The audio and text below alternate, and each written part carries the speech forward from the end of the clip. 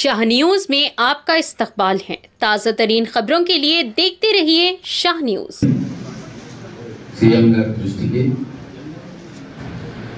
తీసుకెళ్తాం। మహబూబ్నగర్ సంబంధించిన సమస్యలు ప్రత్యేకంగా మనం కూర్చొని ఆలోచించిన సమస్యలే ఉన్నాయి।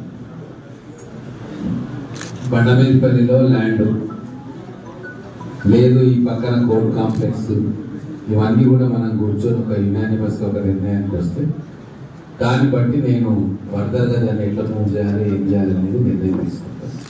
ఇంతకుముందు సోదరు మధుసూదన్ రెడ్డి గారు అన్నట్టుగా కొద్దిగా డిఫరెన్స్ ఆఫ్ ఒపీనియన్ ఉంది కాబట్టి లాంగ్ ఇంట్రెస్ట్ ఆఫ్ బార్ భవిష్యత్తులో మహబూబ్ నగర్ విశేషంగా అభివృద్ధి చెందబోతా ఉంది। జడ్చర్ల, భూత్పూర్, మహబూబ్ నగర్ పట్టణము మూడు కూడా కలిసిపోయే అవకాశం ఉంది। అనేక అభివృద్ధి కార్యక్రమాలు రాబోతా ఉన్నాయి। యూనివర్సిటీలు, కాలేజీలు, ఇన్స్టిట్యూట్స్, ఐటీ, మ్యానుఫ్యాక్చరింగ్ సెక్టర్లో కానీ ఐటీ సెక్టర్లో కానీ అనేక కంపెనీలు రాబోతూ ఉన్నాయి। ఈ డెవలప్మెంట్ దృష్టిలో పెట్టుకొని ఇప్పటి నుంచే మీరు లాంగ్ రన్ ప్లాన్ చేసుకొని భవిష్యత్తులో ఎక్కడ ఉంటే బాగుంటుంది అంటే ఈ రోజు సంబంధించిన ఆలోచన కాకుండా ఒక 10 ఏళ్ల తర్వాత 20 ఏళ్ల తర్వాత అయినా సఫిషియెంట్గా మనం ఇప్పటి నుంచే ప్రణాళిక వేసుకుంటే ఎలా ఉందన్న కోణంలో మీరు ఆలోచించి ఒక నిర్ణయానికి వస్తే ఖచ్చితంగా ఆ నిర్ణయాన్ని అమలు చేసే బాధ్యత మా అందరికీ కూడా। ఇంకో విషయం, హెల్త్ కార్డ్స్ కావచ్చు, ఇన్సూరెన్స్ కావచ్చు, మిగతా హెల్త్ బెనిఫిట్స్ కావచ్చు, ఎడ్యుకేషన్ బెనిఫిట్స్ కావచ్చు, లేదు ఇంటి చెప్పారు కాబట్టి సో కోర్టు ఇక్కడ నుంచి షిఫ్ట్ చేసి, ఎందుకంటే చాలా ఇబ్బందికరంగా పార్కింగ్ కానీ నేను కూడా చాలా సార్లు కోర్టుకు ఈ మధ్య అంటే నేను ఎమ్మెల్యే అయిన తర్వాత రాలేదు, అంతకుముందు కోర్టుకు చాలా కోర్టు అటెండ్ అయినా ఇక్కడ నేను కేసెస్ కూడా అటెండ్ అయిన విషయం అందరికీ తెలుసు। ఇక్కడ ప్రాబ్లమ్స్ ఉన్నాయి, ట్రాఫిక్ జామ్ అయితే ఉంటుంది రోడ్డు మీద కాబట్టి సో కోర్టు షిఫ్టింగ్ కు నేను కానీ ఎన్ఎం శ్రీనివాస రెడ్డి గారు ఇద్దరం కూడా 100% సహకరించడానికి సిద్ధంగా ఉన్నాం ప్రభుత్వ పరంగా। కాబట్టి చేయాల్సిందల్లా మీరు యునానిమస్, ఎందుకంటే కొందరు నాకు తెలిసిన సమాచారం వాళ్ళు ఎంతవరకు తెలియదు, కొందరు అపోజ్ చేసిందని తెలిసింది।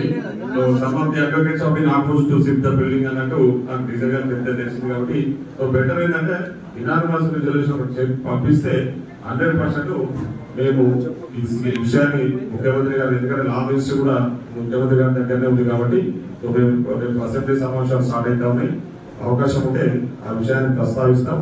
ఖచ్చితంగా ప్రభుత్వ పరంగా 100% సపోర్ట్ చేయడానికి బిల్డింగ్ చెప్పి సందర్భంగా తెలియజేస్తాను।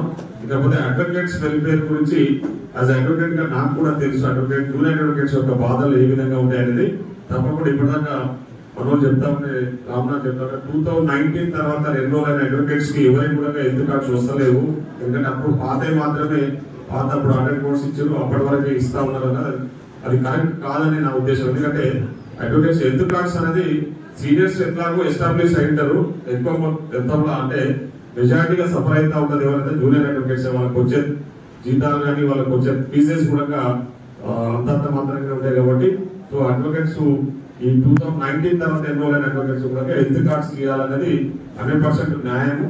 దాంట్లో మేము ప్రభుత్వ పరంగా ఏం చేయాలో చెప్తే 100% వీఆర్ రెడీ టు కోఆపరేట్, దాని మీద గవర్నమెంట్ తో కూడా డిస్కస్ చేయడానికి ఏమి ఇబ్బంది లేదని చెప్పేసి ఈ సందర్భంగా తెలియజేస్తా ఉన్నాం।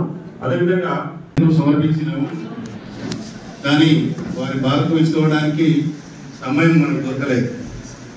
అంతలోపల అవన్నీ ఎలక్షన్ రావడము అవన్నీ జరగడం జరిగింది కాబట్టి ఎలక్షన్ అయిన తర్వాత మా విన్నపాన్ని మన్నించి దాంట్లో భాగంగా ఈరోజు అంటే అకేషన్స్ రెండింటిలో భాగంగా వచ్చారు। అలాగే సార్ మాకు రిక్వెస్ట్, మిమ్మల్ని సన్మానించుకునే అవకాశం కూడా మీరు పర్మిషన్ ఇవ్వాలి సార్ మాకు భారత నుంచి। అయితే మా వినతులు జనరల్గా ఎవరు వచ్చినా కూడా ఒకే పిలుచుకుంటారు, సమస్యలు అడుగుతారు, సమస్యలు తీర్చాలని చెప్పేసి కోరికలు అడుగుతారు కాబట్టి దాంట్లో భాగంగానే ఎన్ఎం శ్రీనివాస రెడ్డి గారికి కూడా విన్నవించడం, ఎలక్షన్లో భాగంగా బార్ రూమ్